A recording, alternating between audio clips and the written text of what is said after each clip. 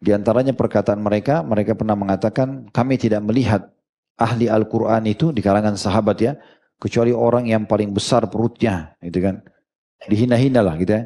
Buncit perutnya, orang yang jelek penampilannya, bajunya kotor, terhina lah. Maka Allah subhanahu wa ta'ala menurunkan ayat Al-Quran dengan sangat tegas menegur masalah itu. Ya. Qul abillahi wa ayati wa rasuli kuntum tastahzi'un. Apakah pada Allah, pada ayat-ayatnya, pada Rasulnya, kalian mengolok-olok? Di sini yang sebenarnya olok-olok mereka terjadi pada sahabat yang menghafal Al-Quran. Tetapi Allah subhanahu wa ta'ala langsung menurunkan firman-Nya menegur mengatakan kalian berani ngolok-olok Allah karena kalau ngolok mereka berarti mengolok Allah. Mengolok juga ayat-ayat Al-Quran karena mereka para penghafal Quran. Dan mengolok Rasulullah SAW yang membawa Al-Quran tersebut. Maka mereka pun akhirnya minta maaf. Dan pimpinan mereka Abdullah bin Abi Salul saking takutnya ayat ini turun dan mempermalukan mereka. Sampai Nabi di atas unta di padang pasir, dia jalan sambil kakinya kesentuh-sentuh batu dan debu berterbangan. Terus dia mengatakan, ya, innama kunna nakhudu wa nal'ab. Kami cuma bercanda aja ya Rasulullah. Allah turunkan lagi, Qul abillahi wa ayati wa rasuli kuntum tastahzi'un, la ta'tadhiru, qad kafartum ba'da imanikum. Apakah pada Allah, pada kitab-kitabnya, pada Rasulnya kalian bercanda, ya, mengolok-olok itu, jangan kalian minta maaf, kalian telah kufur terhadap apa ya yang telah diancamkan itu. Maksudnya kalian telah mendapatkan kekufuran tersebut. Allahu Rabbi wal Islamu dini wa Muhammadan Rasulullah.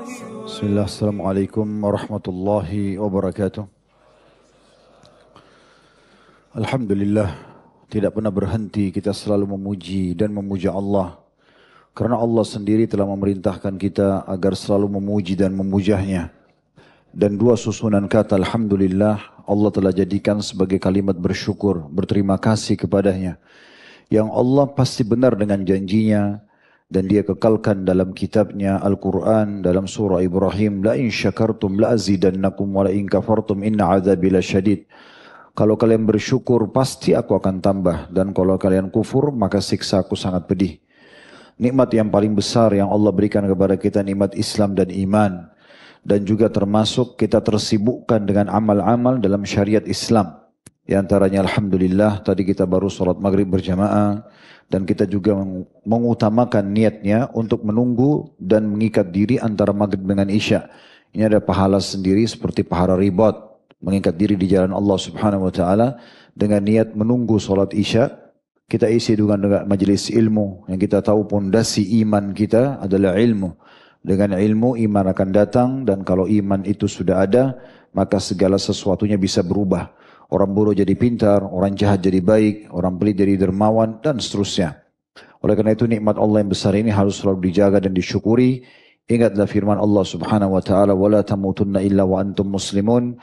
Jangan sampai kalian meninggal dunia kecuali dalam keadaan Islam. Salah satu makna ayat ini adalah jaga keislaman kalian, tetap komitmen dengan Islam sampai ajal datang dan jangan pernah berubah ke keyakinan ataupun agama yang lainnya.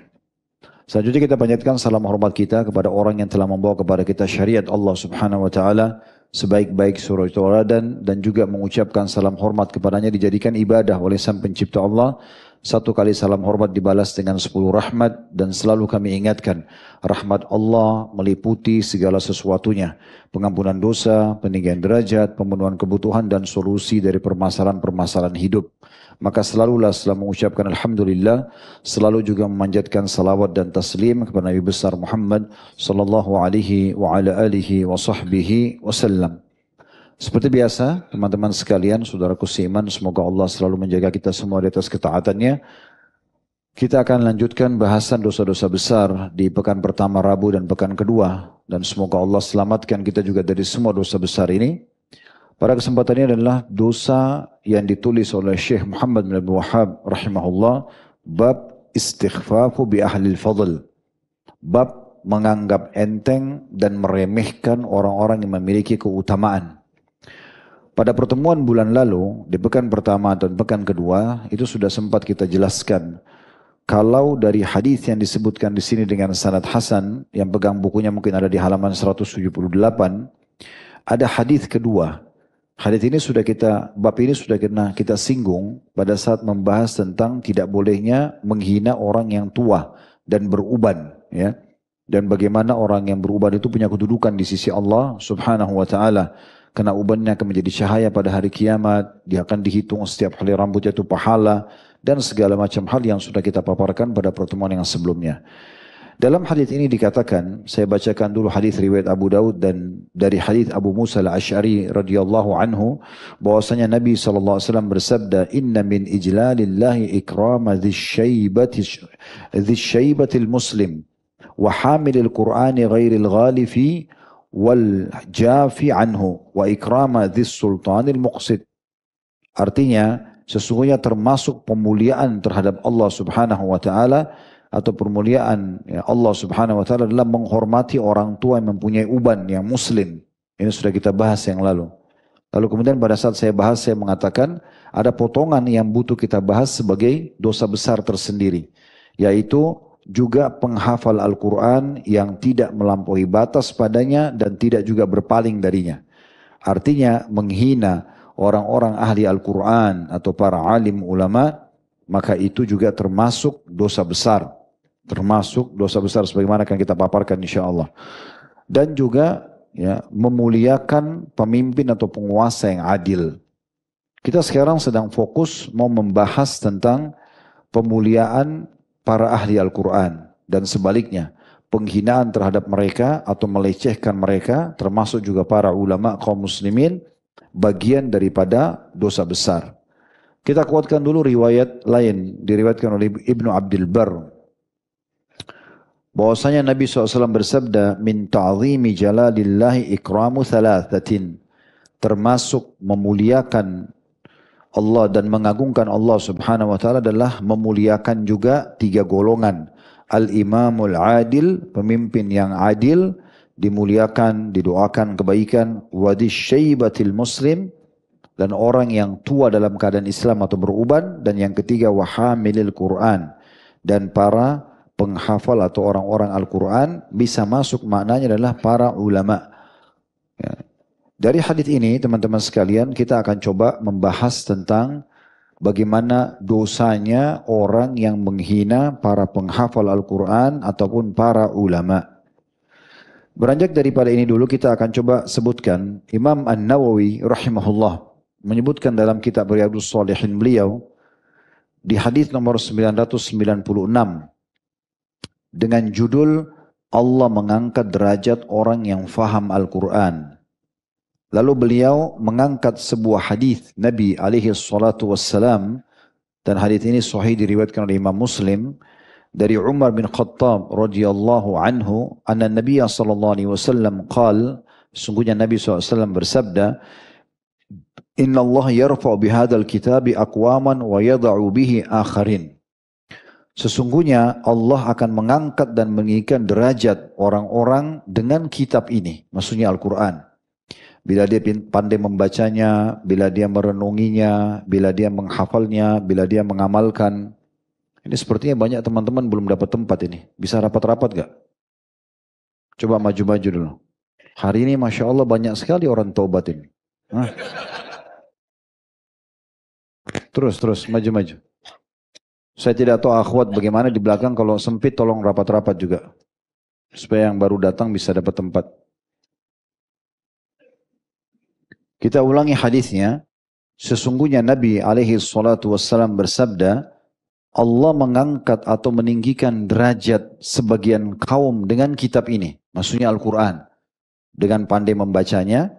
Kita sudah tahu hadis Nabi SAW yang lain, sesungguhnya orang yang mahir dalam membaca Al-Quran, mereka akan sama kedudukannya dengan safaratil kiramil bararah, atau para malaikat yang paling patuh, atau yang sangat patuh. Jadi kalau kita mahir dalam penyebutan markharijil huruf, penyebutan huruf-huruf yang benar 28 huruf hijaiyah, berikut juga dengan tahu tajwidnya, mana iqlab, mana gunna, bila gunna, dan beberapa hukum-hukum tajwid yang lainnya, maka itu sudah dapat derajat yang bagus. Kalau ditambah lagi dia dengan menghafal, mengamalkan isinya, maka derajatnya sangat tinggi. Ya, dan diperumpamakan orang yang mukmin dan baca Quran itu seperti buah yang wangi baunya dan juga manis rasanya. Dan sekian banyak hadis yang berbicara tentang masalah hal tersebut.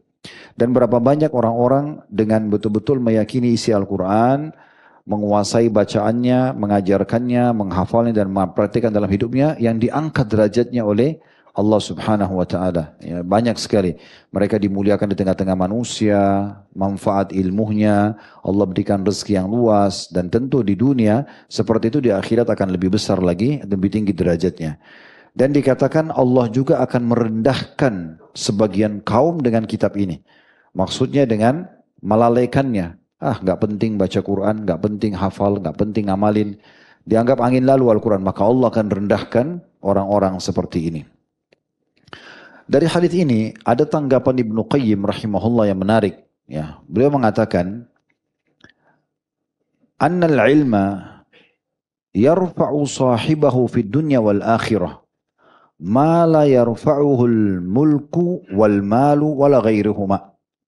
Ketahuilah bahwasanya ilmu, terutama berdasar dari Al-Quran, baik itu dia dengan ahli Al-Quran, para qari, para hufad Al-Quran, atau sampai pada tingkat alim ulama yang justru mengistimbat atau mengeluarkan hukum-hukum dari Al-Quran sehingga bisa mengajarkan pada manusia. Sesungguhnya ilmu-ilmu seperti ini akan mengangkat derajat orang yang berilmu itu di dunia dan di akhirat. Akan mulia namanya di tengah-tengah masyarakat. Banyak orang yang butuh dengan mereka. Rezekinya dipenuhi oleh Allah Subhanahu wa taala. Dan di akhirat juga akan memiliki derajat yang sangat tinggi. Yang semua itu tidak akan pernah dijangkau derajatnya dengan kerajaan dan harta atau selain daripada keduanya. Ya, di sini sebelum kita lanjutkan hadisnya, pernah ada sebagian ulama, Sa'id bin Musayyib rahimahullah, kemudian Al-Hasan Basri, kemudian Ata Al-Khurasani, Abdullah bin Mubarak, Fudail bin Iyad, dan banyak ulama-ulama tabi'in. Di Irak dulu, kalau mereka jalan, dilihat oleh para manusia, dikejar. Dan mereka kejar dengan coba menanyakan pada mereka hukum agama. Ada yang hanya sekedar mau lihat wajahnya. Ada hanya sekedar mau mendengarkan petuahnya. Dan kadang-kadang kalau mereka lewat itu, debu itu berterbangan. Karena dikejar-kejar oleh orang. Masjidnya selalu penuh. Kalau di mana kumpul orang muliakan, orang dahulukan. Maka sebagian dayang-dayang raja di istana, waktu lihat itu mengatakan, sesungguhnya demi Allah inilah kerajaan yang sebenarnya. Kalau raja kami, atasannya dia, karena dia pegawai di kerajaan, itu mengundang orang dengan harta. Baru mereka datang dengan jabatan. Tapi orang-orang ini, para ulama ini justru dikejar oleh orang tanpa mereka harus bayar. Bahkan banyak di antara umat yang memberikan kepada mereka hartanya. Jadi ini kerajaan yang sebenarnya. Ini mungkin makna yang disebutkan oleh Ibnu Qayyim rahimahullah. Semuanya dengan ilmu, Al-Quran, baik menjadi qari'nya, menjadi hafidnya, atau sampai menjadi alim ulama yang akhirnya mengeluarkan hukum-hukum dan mengajarkan kepada umat isi Al-Quran, itu akan diangkat derajat di dunia dan di akhirat, yang tidak akan mungkin bisa dijangkau oleh kerajaan ataupun harta dan selain daripada keduanya. فالعلم يزيد الشرف شرفا ويرفع العبد المملوك حتى يجلسه مجالس الملوك. Ketahuilah kata Ibnu Qayyim rahimahullah, sesungguhnya ya, ilmu itu akan terus menambah kemuliaan seseorang. Walaupun ilmu itu tetap di situ. Misalnya orang itu memiliki ilmu, dia misalnya menghafal 1 juz, 2 juz, 3 juz Al-Quran, atau dia menguasai 1 bab, 2 bab dari bab fikih, atau dia apa, atau dia fokus mengajarkan bab sholat, misalnya di sekolah pun, dia tetap di situ saja ajarannya, tidak meningkatkan secara kuantitas bab-bab bahasannya, tetap akan menambah kemuliaannya. Maka bagaimana dengan orang yang sibuk terus menambah ilmunya dan terus mengajarkan bab-bab baru, dan dia pun belajar, dia pun mengajarkannya, maka ini jauh lebih mulia lagi. Dan juga ilmu itu akan mengangkat derajat seorang budak yang tadinya tidak punya nilai di tengah-tengah masyarakat dan menempatkan mereka di tempat para raja. Dinukil dari kitab Miftah Darus Sa'adah jilid 1 halaman 497. Dan ada kisah unik disebutkan juga dalam sebuah riwayat. Ini Imam Muslim menukil riwayat ini. Anna Nafi' bin Abdul Harith laqiya Umar bi Usfan. Satu waktu pernah Nafi' ibn Abdul Harith, ini kebetulan Pemimpin yang Umar tunjuk untuk menjaga Mekah. Nah, kalau kita mungkin sekarang wali kota gitu ya. Lalu kemudian dia tinggalkan Mekah, dia menuju ke Utsman dan ketemu sama Umar. Umar bin Khattab itu jadi raja. Wa kana Umaru yasta'miluhu ala Makkah, dan Umar menugaskan dia untuk menjaga Mekah. Faqala, "Man ista'malta ala ahli al-wadi?" Kenapa kau bisa ada di sini nih? Siapa yang kau amanahkan Mekah gitu kan? Maka uniknya si Nafi' mengatakan, qala Ibna Abzah. Saya menunjuk seseorang yang bernama Ibnu atau Abzah. Qala wa man Ibnu Abzah. Qala wa man Ibnu Abzah. Siapa itu Ibnu Abzah, kata Umar. Qala maula atau maulun min mawalina. Dia adalah maulan min mawalina, budak dari budak-budak kami yang sudah kami bebaskan. Umar terkaget. Qala fastakhlafta alaihim maulan. Apa kau biarkan Mekah itu dipimpin oleh seorang mantan budak? Gitu kan. Maka menjawablah Nafi'. Qala innahu qari'u li kitabillahi azza wa jalla wa innahu alimun bil faraid. Tunggu dulu, jangan buru-buru menilai wahai Amir Mukminin. Orang ini saya tunjuk walaupun dia mantan budak, tapi ketahuilah dia menghafal Al-Quran. Dia ahli Al-Quran. Dan dia mahir dalam ilmu faraid. Menghitung warisan. Ya, itu ilmu faraid namanya. Qala Umar, maka Umar kagum dengan keputusannya Nafi'. Dia mengatakan, ama inna nabiyyakum sallallahu alaihi wasallam qad qal. Kalau itu keputusanmu, saya ingin menyampaikan kepadamu kalau Nabi kalian Muhammad sallallahu alaihi wasallam telah bersabda, "Inna Allah yarfa'u bihadzal kitabi aqwaman wa yad'u bihi akharin." Betul-betul Allah akan mengangkat derajat sebagian kaum karena kitab ini Al-Qur'an, dan Allah juga akan menghinakan sebagian kaum lagi dengan kitab ini. Imam Al-Muzani rahimahullah mengatakan atau mendengar ini muridnya Imam Syafi'i, bahwasanya Imam Syafi'i berkata, "Man ta'allama Al-Qur'an azumat qimatuhu." Siapa yang belajar Al-Quran, menguasainya, pasti mulia kedudukannya. Artinya kalau mau mulai mulia, namanya harum, dibukakan semua pintu rezeki oleh Allah, mulai dari Al-Quran, pasti mulia kedudukannya. Wa man nadhara fil fikhi nabula miqdaruhu. Dan barang siapa yang mendalami ilmu fikih, maka kedudukannya juga akan makin terangkat. Wa man ta'allama al-lughata raqqa tab'uhu. Dan siapa yang belajar bahasa Arab, maka akan lembut karakternya, bawaannya, akhlaknya. Ini perkataan Imam Syafi'i rahimahullah. Wa man ta'allama al-hisaba jazula ra'yuh. Dan siapa yang belajar ilmu hisab, kalau kita sekarang matematika ya, maka akan kuat pendapatnya. Wa kaman katabal hadis, ya, qawiyat hujjatu. Dan siapa yang belajar menulis hadis, menghafal dan menukilnya, menulisnya, maka pasti akan kuat argumennya. Wa man lam yasun nafsahu lam yanfa'uhu ilmu. Dan barang siapa yang tidak menjaga dirinya dari maksiat, maka ilmunya tidak akan bermanfaat. Pernyataan ini kita ambil, lihat bagaimana Imam Syafi'i rahimahullah menyebutkan di potongan pertamanya, man ta'allama al-Qur'ana ya azumat qimatuhu. Siapa yang belajar Al-Quran pasti akan mulia ya kedudukannya. Kalau dia tambah lagi dengan ilmu fikih, dia tambah lagi dengan ilmu hisab, bahasa Arab, artinya umumnya pelajaran-pelajaran yang bermanfaat gitu ya. Kemudian dia juga belajar hadis dan menulisnya, maka orang ini sudah sempurna semua hal yang dibutuhkan untuk meninggikan derajatnya. Jadi ini berarti menandakan memang mereka punya kedudukan yang sangat tinggi ya. Dan kalau kita mau bahas teman-teman sekalian tentang kedudukan seperti ini, itu tidak akan pernah habis. Ulama menulis bab khusus tentang keutamaan Al-Quran, keutamaan para ahli Al-Quran. Lalu dirincikan juga ada keutamaan bagi orang pembacanya saja, ada keutamaan bagi orang yang membaca dan menghafal, ada keutamaan bagi orang yang menyempurnakan dengan mengamalkan dan mengajarkan. Semua itu punya kedudukan yang sangat tinggi. Dan ada sebuah hadis yang sahih di mana Nabi SAW mengatakan, sesungguhnya ahlu Al-Quran adalah ahlullah. Para ahli Al-Quran itu adalah orang-orang khususnya Allah. Kita bisa bahasakan wali Allah gitu ya. Seperti itulah. Begitu juga orang-orang yang mengembangkannya dengan misalnya dia lebih dalami lagi Al-Quran, kemudian dia selain membaca benar, dia menghafal, dia juga mengajarkan, dan di sini masuk dalamnya adalah mengajarkan isi kandungan syariat yang ada dalam Al-Quran, atau para ulama.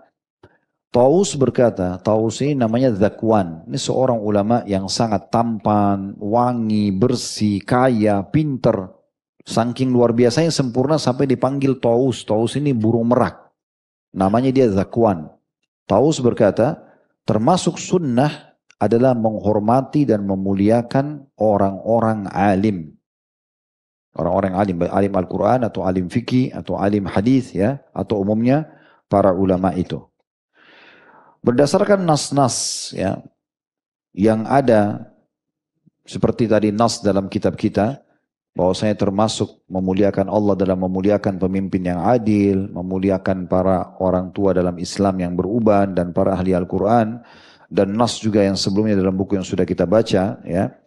Maka ini menunjukkan bahwasanya kewajiban setiap muslim terhadap para ulama dan orang-orang saleh adalah mencintai dan menghormati mereka. Dan juga memuliakan mereka tanpa berlebih-lebihan atau merendahkan sebagaimana telah dijelaskan di dalam hadis. Jadi kita memuliakan mereka pada tempatnya, ya, tapi tidak boleh berlebih-lebihan dan biasa diistilahkan dengan gulu. Gulu itu berlebih-lebihan kayak terlalu luar biasa gitu ya, sampai seakan-akan sudah tidak ada salahnya, ya, atau terlalu berlebihan menganggap itu keberkahan dari segala macam hal, gitu kan? Memperebutkan bekas makan, bekas minum, bekas segala macam yang memang Nabi SAW sendiri ya itu terkhususkan buat beliau ya. Tapi kalau sahabat-sahabat Nabi yang lain kita tidak temukan para sahabat memperebutkan satu sama yang lain kan gitu. Itu beda tuh khususiyatun Nabi SAW. Jadi tidak boleh berlebihan gitu. Dan tidak boleh juga merendahkan mereka. Termasuk mengolok-olok orang-orang saleh atau mengejek atau melecehkan mereka. Dan masuk di dalamnya adalah melecehkan semua yang mereka gunakan sebagai simbol agama. Dari pakaian, ya, penampilannya misalnya, itu diolok-olok, ya, atau tata cara mengajarnya, ya. Berhubungan semua yang merupakan simbol-simbol agama itu semua tidak boleh sama sekali. Ini masuk dalam bab istihza atau mengolok-olok. Ya, itu sendiri ada dosa besar pernah kita bahas ya.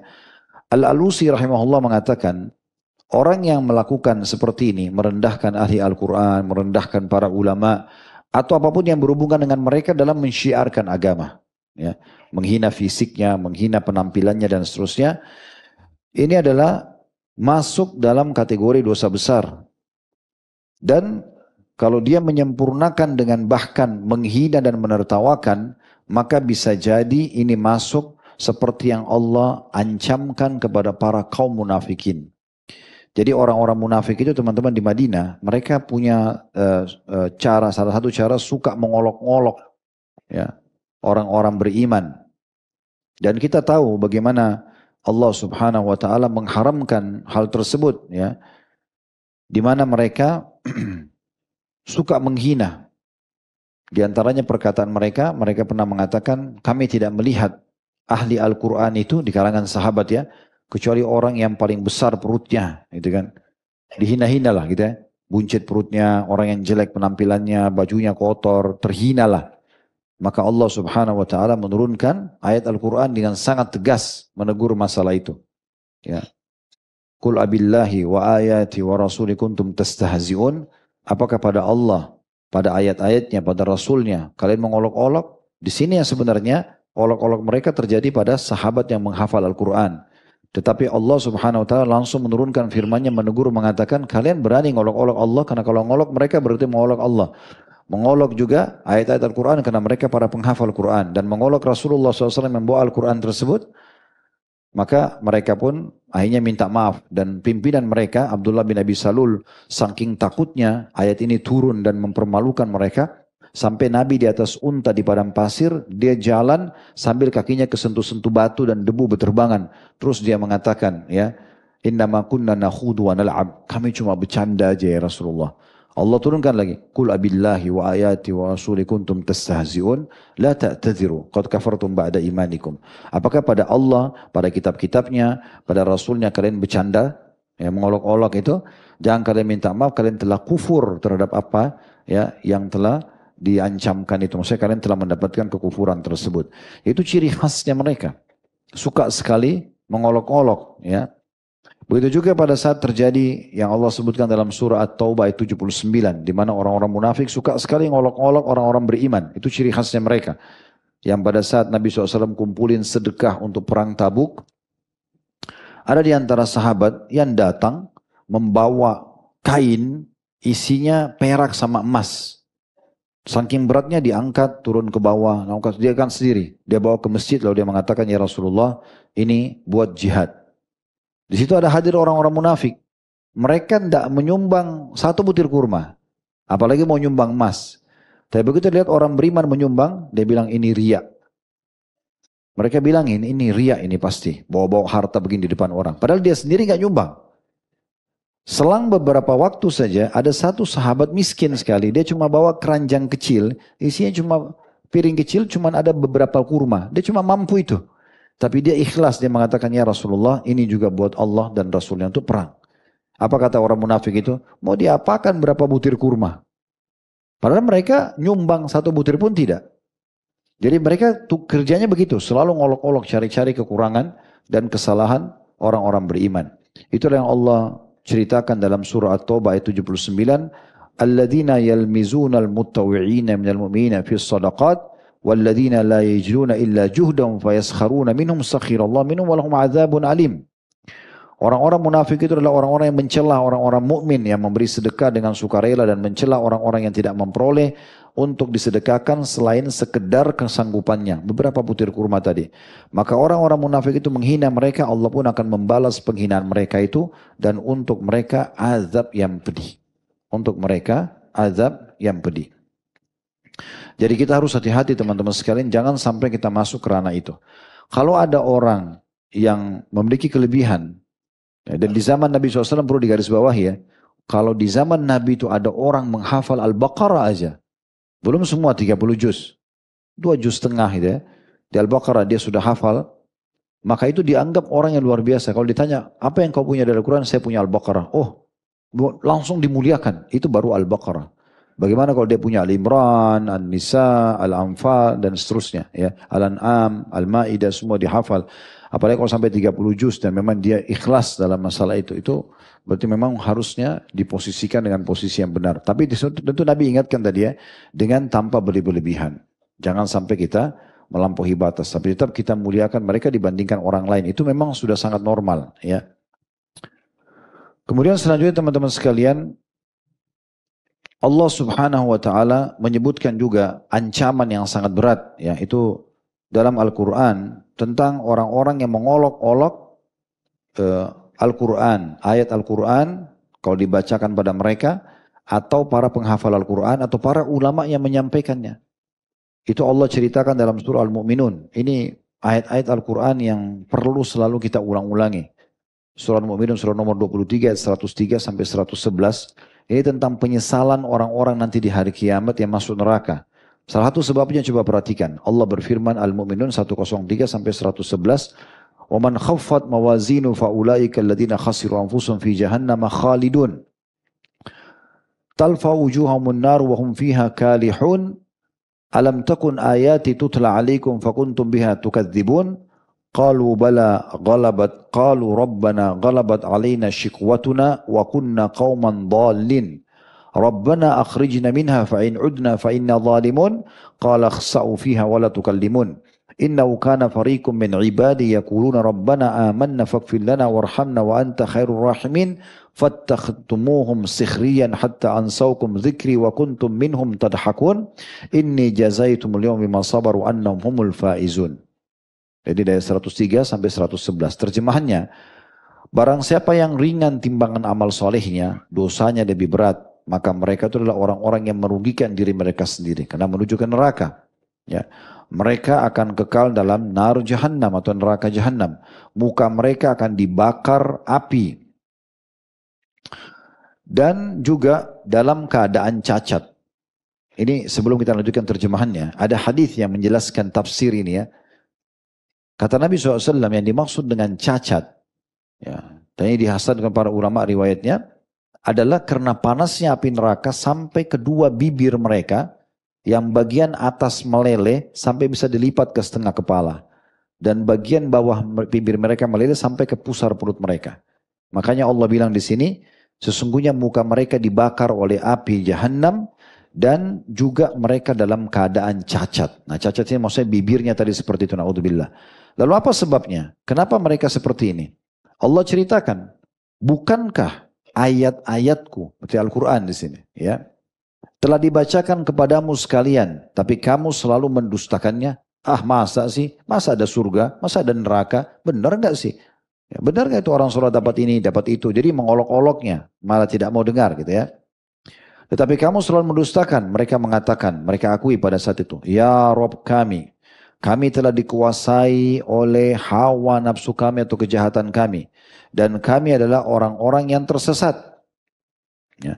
Kalau seandainya, mereka mengatakan gitu ya, kalau seandainya kami tetap mengulangi lagi itu, kembalikan kami di dunia. Kalau seandainya kami tetap saja mengulangi kesalahan tersebut, ya, maka kami termasuk orang-orang zalim. Maksudnya, ya Allah, kami nyesal nih. Benar nggak boleh olok-olok ayatmu, harusnya kami dengar, harusnya kami hafal, harusnya kami amalkan.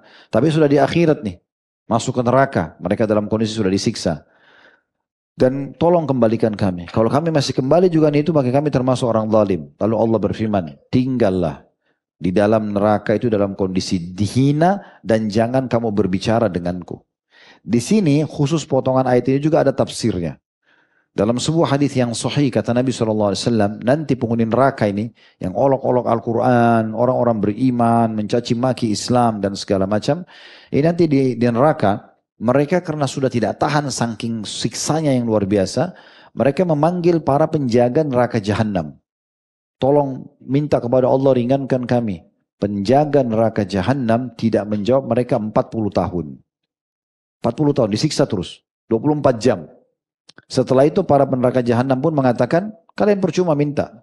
Tidak ada negosiasi di sini. Lalu mereka meminta kepada Allah. Allah ini punya sifat Zat Ar-Rahmanur Rahim, yang maha pengasih lagi maha penyayang. Tapi kadang-kadang orang tidak imbang ini dengan Allah itu syadidul iqab. Allah itu sangat keras siksaannya. Mereka mohon-mohon, kata Nabi SAW, Allah tidak menjawab mereka seumur dunia. Itu berapa miliar tahun, tidak dijawab. Setelah itu pun Allah sebutkan di sini. Di sini disebutkan, tinggallah setelah seumur dunia, anggap 1 miliar tahun, 2 miliar tahun, kita tidak tahu karena manusia ini makhluk terakhir.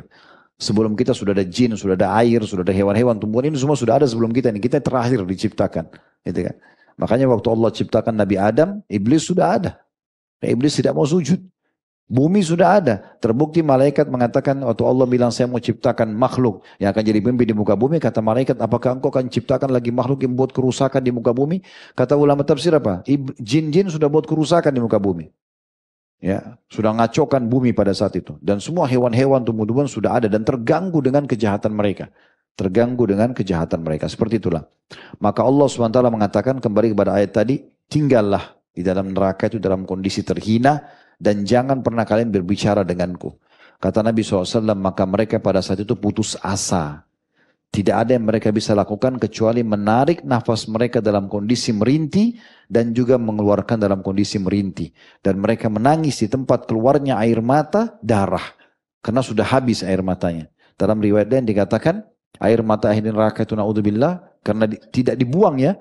Kan di penjara mungkin di dunia kalau orang maaf, dipukul, dikebukin keluar darah atau maaf buang air besar mungkin dibersihkan. Lalu kemudian dia diobati mungkin. Di neraka nggak ada begitu. Berdarah, ya luka, ya dibiarin semua situ. Dijadikan makanan dan minuman mereka lagi. Gak main-main neraka itu. Ya, ini hanya karena membangkang saja. Gak ada manfaatnya. Maka pada saat itu mereka pun ya merintih, menarik nafas dan menafas sambil merintih. Dalam beberapa riwayat seperti keledai gitu kan. Mereka teriak cuma gak bisa buat apa-apa lagi. Jadi sudah tidak bisa putus asa. Dan air mata mereka itu, kalau seandainya kata Nabi SAW dalam riwayat lain, mau dialirkan di atasnya kapal, maka bisa. Karena banyaknya air mata mereka. Lalu kemudian Allah mengatakan lanjutannya.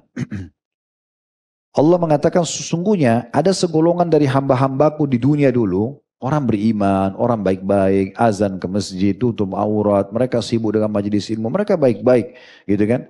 Mereka berkata di dunia, dan kalian dengar itu doanya, ya Rob kami telah beriman, ampunilah kami dan berikanlah kami rahmat, dan engkau pemberi rahmat yang paling baik. Lalu kamu menjadikan mereka sebagai buah ejekan. So alim lah, apalah segala macam, dituduh apalah segala macam, masa sekarang garis keras lah, macam-macam. Pokoknya sudah dekat dengan agama. Udah begitu. Ingat ya, di kalangan orang-orang beriman kalau ada orang jujur, orang baik pasti dimuliakan. Tapi kalau kita pindahkan mereka ke majelisnya orang munafik jadi orang buruk gitu. Orang jujur, orang soleh itu jadi buruk di mata mereka. Sebagaimana kita memandang mereka buruk, mereka pandang kita buruk. Nah seperti itulah. Ya.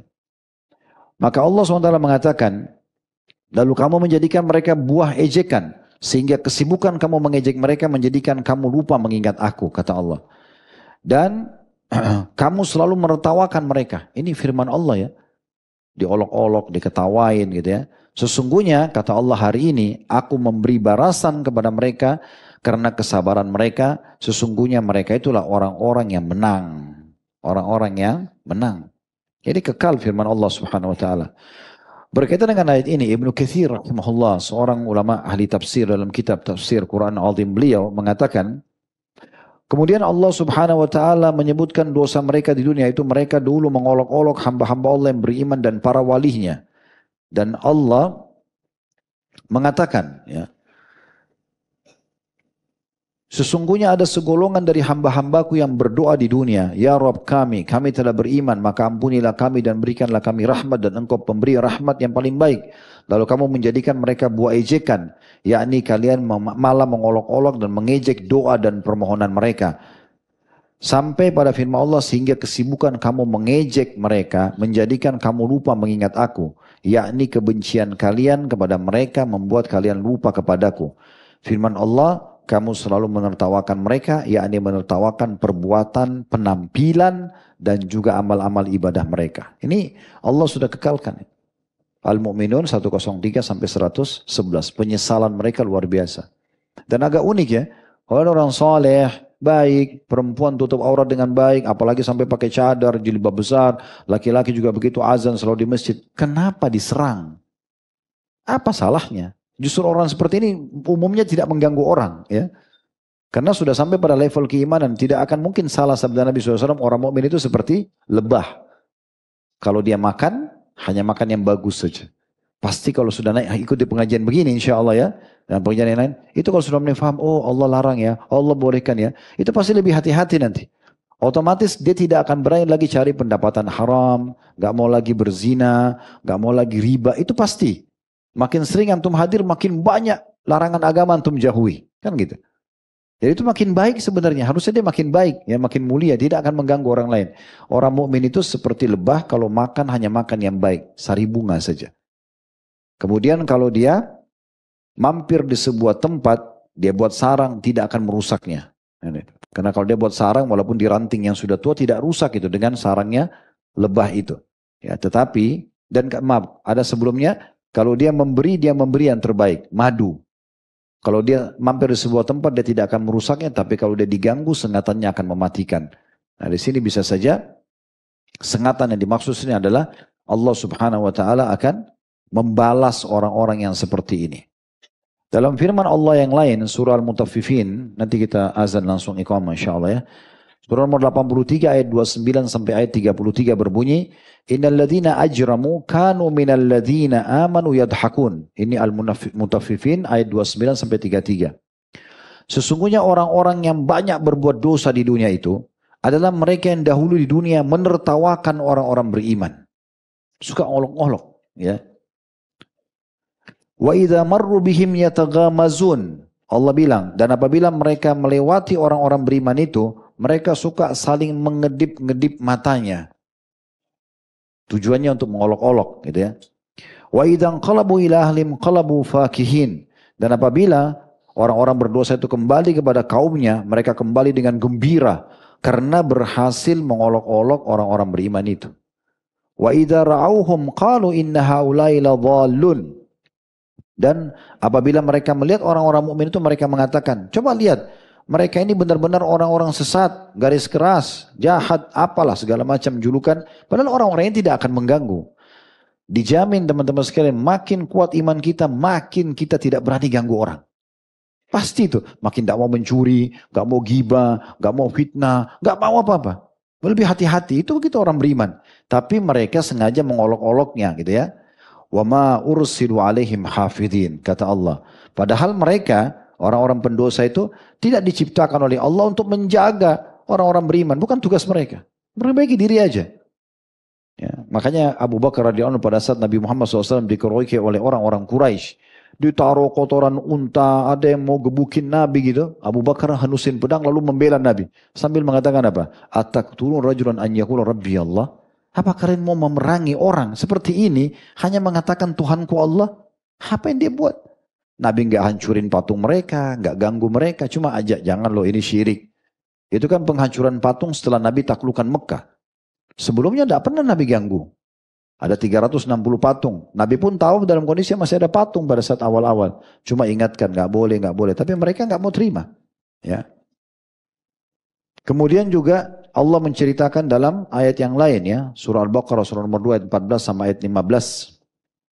Tentang masalah ini juga ya. Wa idza laqul ladzina amanu qalu amanna wa idza khalau ila syayatinihim qalu inna ma'akum innama nahnu mustahzi'un Allah yastahzi wa yamuddum fi tughyanihim ya'mahun. Dan bila mereka berjumpa dengan orang beriman, mereka selalu mengatakan, kami juga beriman kok, kami juga ikut pengajian, kami juga begini dan begitu. Dan bila mereka kembali kepada syaitan-syaitan mereka, maksudnya teman-temannya dari kalangan syaitan manusia dan jin, mereka mengatakan, sungguhnya kami sependirian dengan kamu, kami hanya berolok-olok saja.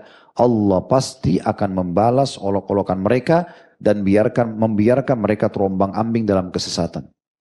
Fahami poin-poinnya teman-teman sekalian ya. Antum kalau membuka sebuah pintu kebaikan, sekali aja hadir pengajian begini misalnya, ini akan berefek beberapa waktu ke depan. Untuk mengendorkan ini, itu mungkin butuh seminggu, 2 minggu baru iman antum lemah lagi. Kalau antum cas terus, besok hadir lagi, terus begitu, tercas terus itu terjaga terus. Nah seperti juga orang kalau buka satu pintu dosa, itu ada efeknya itu.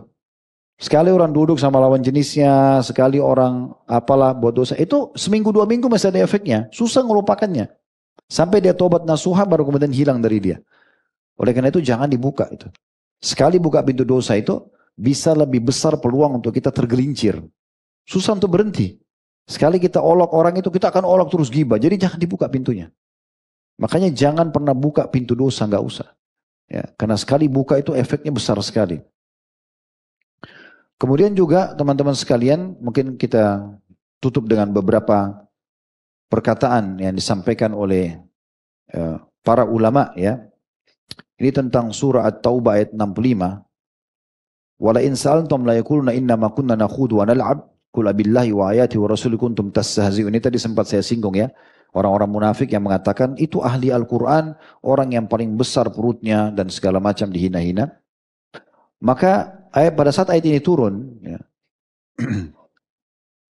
karena perkataan mereka yang mengatakan kami belum pernah melihat orang seperti para qari ini. Mereka hanyalah orang-orang yang paling rakus makannya, paling dusta perkataan dan paling penakut di medan perang.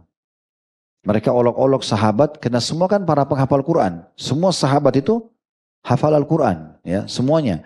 Yang tinggal di Madinah mereka tinggal sama Nabi, mereka hafal Quran. Kecuali sahabat-sahabat yang datang beriman lalu pulang ke perkampungannya tanpa ikut tinggal dengan Nabi. Kalau tinggal sama Nabi kan ayat sambil turun, sambil mereka hafal. Orang munafik memberikan julukan mereka, ini orang-orang yang paling rakus makanannya, paling dusta perkataannya dan paling penakut di medan perang. Maka Allah turunkan tadi At-Taubah 65.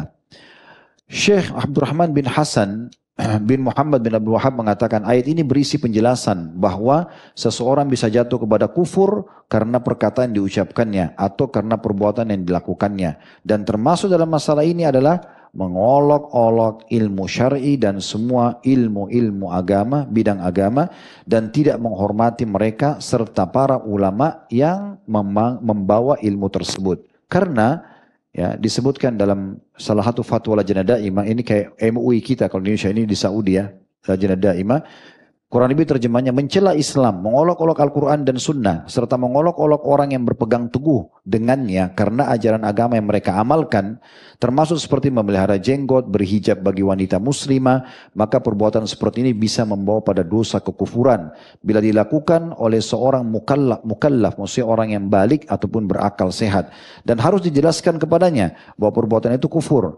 Jika ia tetap melakukannya setelah mengetahuinya, maka ia bisa jatuh kafir secara mutlak. Kalau tadi masih perbuatannya, seperti Abdullah bin Umar juga mengatakan kufrun duna kufrin. Ada seorang ulama juga, Mala Ali Al-Qari, ketika menjelaskan ya, tentang orang yang melecehkan ulama dengan sindiran betapa buruk penampilannya, ya, memotong kumis dan melipat surban di dalam dagu, ya, atau bahasa-bahasa yang semisalnya. Perkataan ini kalau dia niatkan untuk mengolok-olok syariat Allah bisa membawa pada kekufuran. Yang sama artinya dia sedang melecehkan Nabi yang membawa syariat tersebut. Karena para ulama pewaris para Nabi, memotong kumis saja adalah salah satu sunnah Nabi. Menganggapnya buruk adalah bisa membawa pada kekufuran karena menganggap sunnah Nabi itu buruk, ya, tanpa ada perselisihan di antara para ulama. Kita tutup dengan perkataan Syekh Utsaimin rahimahullah. Beliau mengatakan tentang, ataupun ditanya tentang orang-orang yang mengolok-olok bagi orang yang ya, melaksanakan agama, ya, lebih dalam bahasa bisa disebut itu multazim, ya, orang yang komitmen, yang menjalankan sunnah Nabi dengan penampilannya, dengan kesehariannya gitu. Maka bagaimana hukumnya dengan orang yang melaksanakan, mengejek orang yang melaksanakan agama, apa hukumnya? Maka beliau menjawab, orang yang mengolok-olok para multazimin atau orang-orang yang melaksanakan agama, yang melaksanakan perintah Allah, pada mereka terdapat benih kemunafikan. Karena Allah Azza wa Jalla telah menyebutkan sifat orang munafik, ya, yaitu orang-orang yang suka mencela orang-orang mukmin yang memberi sedekah dengan sukarela. Ya, dan apabila mereka mengolok-olok karena ajaran syariat yang mereka amalkan, dan demikian juga mengolok-olok berarti sama juga mengolok syariat, dan mengolok-olok syariat adalah kekufuran. Adapun bila mengolok-olok itu tertuju kepada pribadi orang itu dan penampilannya, bukan tertuju kepada sunnah yang diamalkan, maka tidak kafir karenanya. Karena ada kalanya ejekan tersebut tertuju pribadi karena hanya emosi semata. Jadi kalau misalnya ada orang mengolok seorang hafidz Quran, seorang alim, karena dia tidak suka fisiknya tapi dia tidak niatkan karena agamanya, maka itu mungkin tetap dosa tapi tidak sampai kepada kekufuran. Tapi kalau dia niatkan memang karena orang ini agamis, maka membawa pada kekufuran tadi sebagaimana sudah disampaikan. Allahu a'lam. Sedikit kita tambahkan dalam apa yang kita bahas tadi. Imam Ahmad rahimahullah pernah membela seorang ahli hadis yang bernama Hammad bin Salamah. Bisa dikatakan ini salah satu dari guru beliau rahimahullah semuanya. Ada banyak orang yang mencaci maki Hammad, ya, mengolok-olok penampilannya, mengolok-olok pengajarannya dan segala macam. Maka beliau mengeluarkan statement yang tegas mengatakan, jika engkau melihat seseorang memburuk-burukan Hammad ibn Salamah, maka curigailah dia memiliki niat buruk, dikatakan oleh beliau, niat buruk terhadap Islam. Karena Hammad itu sangat tegas dalam mengingatkan pelanggaran-pelanggaran sunnah. Begitu juga memang kita tidak asing kalau melihat ada banyak orang-orang yang memang jauh dari sunnah Nabi SAW, jauh dari agama ini, mereka suka mengolok-olok, dan itu tidak asing. Hampir seluruh ulama yang dari dulu berpegang pada sunnah, pada Al-Quran, itu pasti diolok-olok sama mereka. Di antaranya adalah perkataan yang disebutkan bahwasanya Amru bin Ubaid, ini salah satu dulu orang yang sangat benci dengan para ahli hadis, para ulama di masa tabi'in. Dia mengatakan, tidakkah kalian dengar perkataannya, sungguh perkataan Hasan Basri dan Ibnu Sirin tidak lebih seperti sehelai kapas pembersih haid yang dilemparkan. Jadi saking mereka olok-oloknya para ulama, padahal Ibnu Sirin terkenal, Muhammad bin Sirin orang yang sangat soleh. Kemudian juga Hasan Basri, siapa yang tidak kenal, ya, orang yang sangat luar biasa dari sisi ilmu dan keimanannya. Tapi mereka olok-olok itu. Itu dari zaman dulu sudah diolok-olok. Kalau kita review lagi kembali ke belakang para sahabat, hampir hari ini orang Syiah mencaci maki sahabat, yang menghina-hina sahabat, mirip dengan keadaan orang munafik tadi, ya, yang disebutkan dalam surah At-Taubah 65, bagaimana mereka mengolok-olok ahli Al-Quran dari karangan para sahabat, ya. Bahkan juga di zaman Imam 4, Imam Syafi'i, Imam Ahmad, Abu Hanifah, Imam Malik, ini mereka diolok-olok, ya. Diolok-olok, dan itu terjadi. Banyak sekali dinukil riwayat tentang masalah itu, tapi sama sekali tidak berpengaruh. Allah Subhanahu wa taala tetap tinggikan derajat mereka dengan ilmu mereka, dan yang dikenang sekarang adalah ilmu mereka. Para pengolok-olok ini semua dilupakan, ya umumnya terlupakan. Walaupun ada sebagian ulama yang menukil perkataan-perkataan mereka. Ya, pernah Imam Ahmad, Imam Syafi'i, Imam Abu Hanifah itu disebutkan oleh orang-orang yang semasa dengan beliau, ya beliau-beliau ini, tapi orang-orang yang jauh dari sunnah, jauh dari wahyu, karena mereka merasa sudah tidak mungkin mengejar ilmunya para ulama madhab ini, maka mereka mengatakan, ya sungguh semua yang keluar dari perkataan orang-orang ini hanyalah seperti kotoran yang keluar dari celana wanita. Mereka menukil perkataan-perkataan yang sangat luar biasa, ajaib gitu ya. Itu dinukil oleh Asy-Syatibi dalam kitab Al-I'tisam beliau.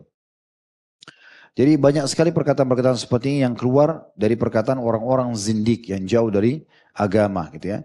Di sini juga saya ingin tambahkan hati-hati dengan pasangan hidup dimulai ya. Dari suami, dari istri, kalau mereka adalah orang-orang yang dekat sama Allah SWT, hati-hati.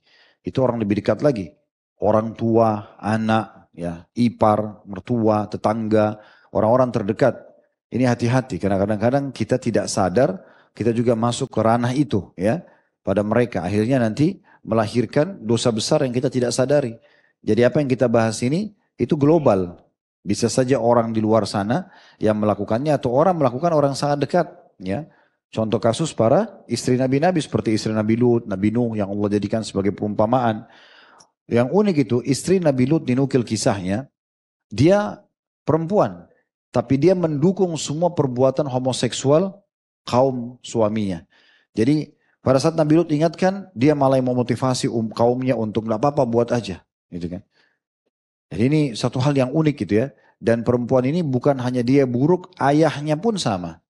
Dalam beberapa athar disebutkan ayahnya atau mertuanya Nabi Lut juga ini sama. Pendukung kaumnya dan homoseksual yang Allah masukkan juga dalam kaum yang dibinasakan. Dan Allah jadikan perumpamaan, hukuman yang berat bagi mereka. Gitu kan? Dan begitu juga dengan orang-orang yang lain. Ya. Dan di masa Nabi Muhammad SAW juga beliau diolok-olok dengan banyak orang munafik dan segala macam. Itu terjadi. Maka jangan berpikir teman-teman sekalian setelah kita mulai multazim dekat dengan agama, ya atau makin dekat dengan agama kemudian kita selamat dari cacian orang atau berusaha mereka merusak citra kita itu sudah biasa. Jadi jangan heran dengan itu karena para nabi-nabi terlewatkan begitu, para sahabat begitu juga. Bahkan sahabat sampai sekarang masih diolok-olok oleh para kaum Syiah ya. Dan Aisyah ditanya radhiyallahu anha di masa beliau waktu Nabi SAW sudah meninggal, Abu Bakar sudah meninggal, Umar sudah meninggal, di masanya Utsman bin Affan lahir kelompok dari Abdullah bin Saba. Ini orang Yahudi pura-pura masuk Islam yang pendiri kelompok Syiah, sekte Syiah. Dia mengatakan ya begini dan begitu bahwasanya Abu Bakar sama Umar merebut khilafahnya Ali dan segala macam. Dan sampai pada tingkat orang-orang jahil yang ikut dari pendukungnya dia mencaci maki Abu Bakar sama Umar padahal ketemu aja enggak. Lalu ditanya kepada Aisyah radhiyallahu anha, bagaimana menurut anda? Abu Bakar sama Umar di mata kita ini luar biasa. Cukuplah sabda Nabi SAW, dua orang ini adalah pemimpin orang dewasa di surga. Sudah cukup itu. Dan mereka olok-olok. Kata Aisyah, saya tidak melihat kecuali Allah menginginkan pahala tambahan buat mereka setelah mereka meninggal. Jadi pasti terjadi. Jangan sampai kita berpikir, antum berpikir, oh hadir pengajian, udah mulai dekat dengan agama. Kok malah banyak orang yang olok-olok saya ya? Kok banyak orang yang tidak suka? Itu fahami mereka akan ada. Tetapi yang akan menghina antum adalah memang yang orang golongan yang berbeda. Kalangan kaum munafikin, kalangan orang-orang yang jauh dari agama, memang begitu. Dan tidak akan terjadi kalau antum bersama-sama dengan orang-orang komunitas antum. Makanya Nabi SAW menyuruh kita bersama dengan komunitas-komunitas yang baik. Ya, kita harus memilih dengan baik supaya kita selalu merasa tentram dengan itu. Nah ini poin penting ya. Dan itu tadi juga masalah rumah tangga, hati-hati suami, jangan sampai salah hubungan dengan mereka. Ingat sabda Nabi SAW, istri manapun yang menyakiti suaminya, ya, kecuali istrinya dari bidadari di surga mengatakan, semoga Allah membinasakanmu. Sesungguhnya dia hanya tamu di sisimu dan akan kembali kepada kami. Gitu. Itu bahaya sekali. Artinya yang di sini dimaksud adalah suami-suami yang sangat baik dan soleh, dekat dengan Allah Subhanahu Wa Taala. Mungkin hanya karena ekonominya kurang, misalnya, atau penampilannya kurang, lalu diolok-olok sama istrinya. Ini bahaya sekali. Atau terbalik, seorang istri, mungkin dia solehah sekali. Gitu kan? Kata Nabi SAW, tidak layak orang mukmin laki-laki menghina istrinya yang mukmin yang perempuan. Mungkin dia temukan satu kekurangan, dia temukan kelebihan yang lainnya. Misal, contoh ya. Begitu juga kadang-kadang anak pada orang tua. Mungkin karena dia hidup di ibu kota di Jakarta atau dia tinggal di Eropa lalu orang tuanya di kampung karena dianggap kolot atau apalah gitu jauh dari agama tidak modern lalu kemudian diolok-olok orang tuanya. Contoh, termasuk dalam bab durhaka. Atau misalnya sebaliknya orang tua pada anak-anak. Anaknya tiba-tiba jadi baik, ya jadi soleh, malah kadang-kadang diolok-olok oleh orang tuanya. Ini terlalu alim nih, ini terlalu begini nih. Gitu. Karena sebagian ikhwah datang kepada saya gitu. Ustaz, saya udah coba ikut pengajian, malah orang tua saya yang memusuhi saya. Gini dan begitu misalnya. Ini contoh. Untuk apa dimusuhi orang-orang yang dekat sama Allah ini? Padahal sudah saya bahasakan tadi dan akan terus kita kenang ini teman-teman sekalian. Orang yang hadir di pengajian, yang hadir di masjid Allah, pelajari kitabullah, pelajari sunnah-sunnah Nabi SAW. Dipastikan kalau dia ikhlas, pasti jadi lebih baik. Otomatis. Karena mereka akan coba belajar, oh ini yang diperintahkan, ini yang dibolehkan. Maka mereka akan coba kerjakan itu. Pastikan antum kalau pulang pengajian begini, lebih terdorong untuk mengerjakan ketaatan. Dan kita lebih hati-hati dari hal yang dilarang. Oh ini nggak boleh, kita makin tinggalkan. Kenapa orang seperti ini dibenci? Kan aneh itu. Kalau kebencian terhadap orang yang melakukan pelanggaran, karena mereka dengan pelanggarannya malah bisa datangkan siksa Allah dan semua orang bisa kena, itu pantas. Dan itu pun dibenci perbuatannya. Kalau ini orang-orang beriman dibenci ini sangat unik. Ya, apalagi kalau sampai diolok-olok. Maka hati-hati teman-teman sekalian. Jagalah sikap kita. Kalau kita tidak bisa menjadi seperti mereka, minimal kita tidak mengganggu mereka. Karena kalau sudah mengganggu kedudukan mereka, berarti bisa mengganggu atau bisa mendatangkan murka Allah subhanahu wa ta'ala. Allahu a'lam. Semoga bermanfaat. Subhanakallahumma bihamdika. Asyhadu an la ilaha illa anta astaghfiruka wa atubu ilaik. Wassalamualaikum warahmatullahi wabarakatuh.